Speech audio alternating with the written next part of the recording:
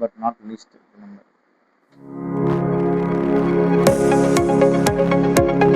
Solved question வந்து 4ல் வந்து சொல்லக்கூடியது அதே சம் தான், கிட்டத்தட்ட ரொம்ப ஈஸியான சம். இந்த சம் பாருங்க, ஒரு ஷேர் ஹோல்டருடைய ஃபண்டை கொடுத்துட்டாங்க.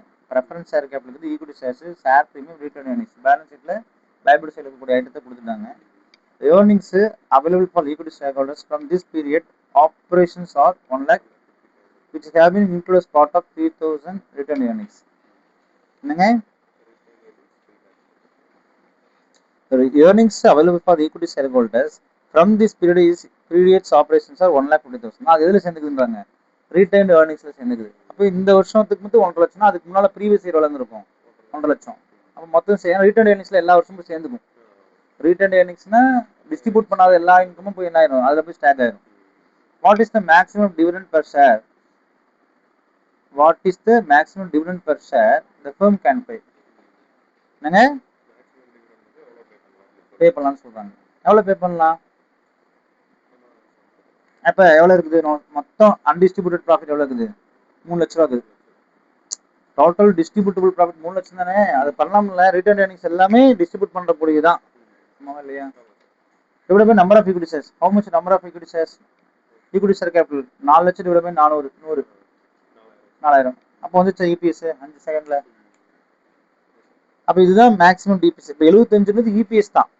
என்னங்க, இபிஎஸ் தான் டிபிஎஸ் இருக்கும். இபிஎஸ் 100% பே அவுட் வந்து அது பேர் என்னது, டிபிஎஸ். புரியுது இல்லைங்க?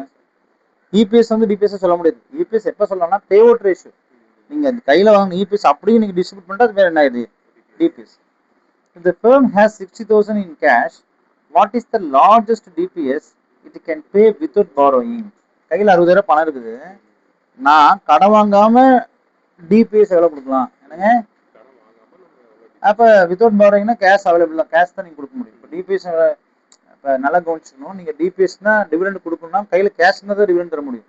சார் ப்ராஃபிட் வந்துருச்சுன்னு சொன்னீங்க, ப்ராஃபிட் கேஷா இருக்குமா? சொல்ல முடியாதுல்ல. எனக்கு கடன்காரன் கூட நான் ஒரு பொருள் கடனுக்கு வித்துட்டு எனக்கு லாபம் கிடைக்கும், அந்த லாபம் கையில கேஷ் அவைலபிளா இருக்காங்க, அப்பதான் டிஸ்ட்ரிபியூட் பண்ண முடியும்.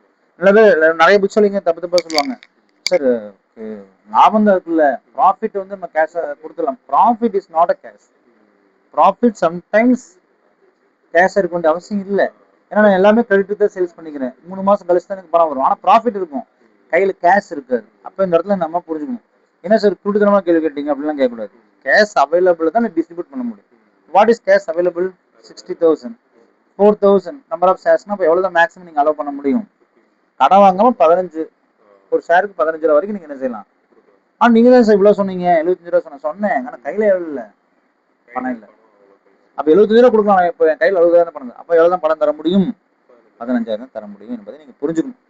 Indicate what accounts, if any, will be affected if the firm's the dividend indicated in accounts relating to return earnings and cash will be affected. Return earnings balance will decline by 60,000. That is the amount of dividend paid.